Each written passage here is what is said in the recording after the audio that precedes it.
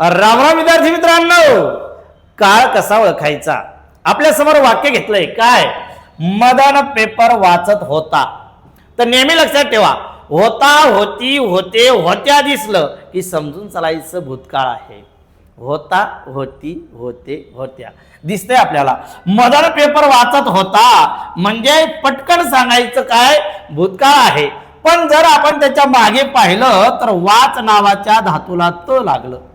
म्हणजे धातूला जेव्हा त लागतं तेव्हा तो असतो चालू काळ.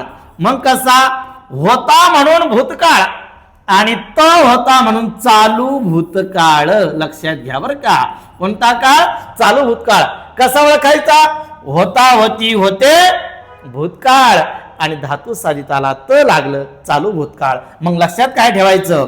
त होता, चालू होता, त होता, चालू होता, त होता, चालू होता. इथं नेहमी लक्षात ठेवायचं, त होता, चालू होता.